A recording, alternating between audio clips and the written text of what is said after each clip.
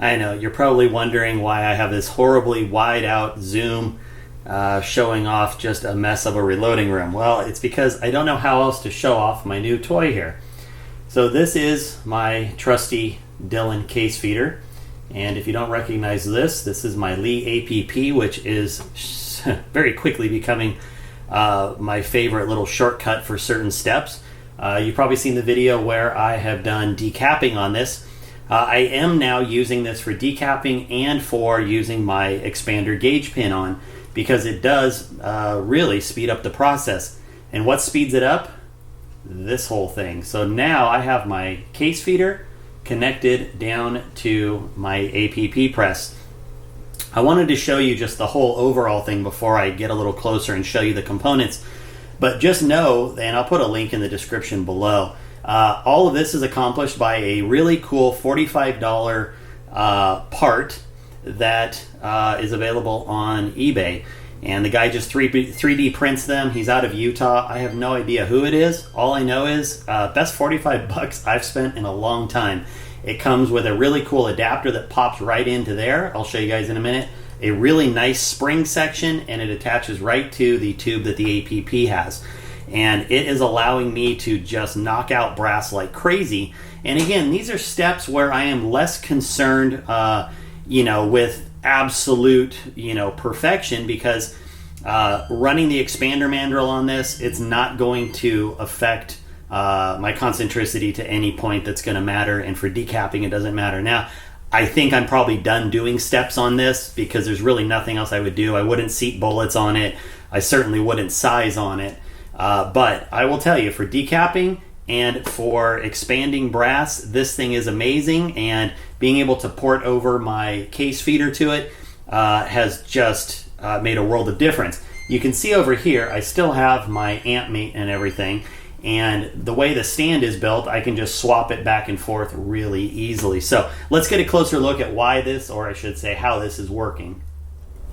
So here's the heart of it. He 3D prints this adapter right here, and it is connected to a spring assembly like this, and it just snaps right in. He's got a flat spot that goes against the back wall. All right, now if we pan down,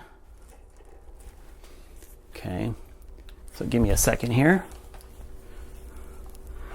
So then if we get to here, this adapter fits right over the existing Lee tube. Now, it's just a little loose for my liking, so I did wrap a little piece of painter's tape around it just so that it was really snug, because when I first tried it, I had cut this tube just a little short and it wanted to pop off under spring tension.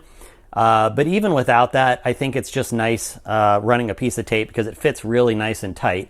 So that just fits down there. And then if we go a little lower, you can see down here that the tube, this is just the Lee tube, and I had already put a little piece of tape around the Lee tube because it doesn't fit 100% tight inside here, and that just snugs it up. So it makes this just a stronger assembly. The other cool part, and this is going to be harder for me to show, hang on a second here. Okay, so he also includes, if you look back here, he includes this giant 3D printed base that holds a 1-inch piece of pipe. Now, I happen to have a couple extra pieces, but it'll hold a wood dowel or whatever you have that's about 1 inch in diameter. I just bolted it to a piece of wood. This is all temporary. I'm waiting to put some T-track on my main bench, but nevertheless, it still works.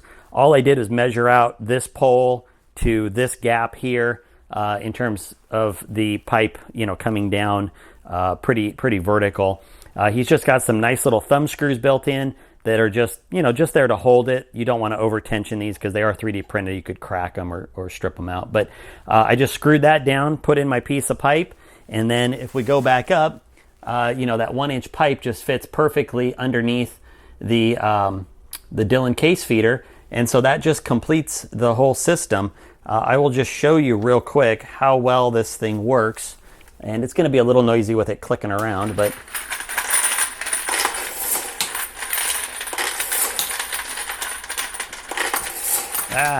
well, it does do that every once in a while.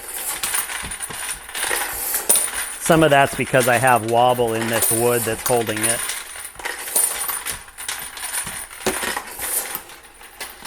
This piece of wood, it's bending quite a bit. Let me let this fill up and then I'll show you here.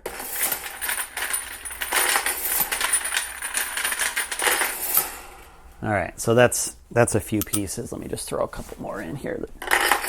All right, and so what you can see is that it feeds in pretty reliably. I really don't have any issues with it under normal operation. But once I get it mounted on a bench where I'm not getting that, kind of bounce out of this wood, it'll work even better. Because right now, sometimes that bounce kind of knocks a piece of brass out. But operation-wise, you can just see how, absolute smooth this is. And for a process that is otherwise mind-numbing,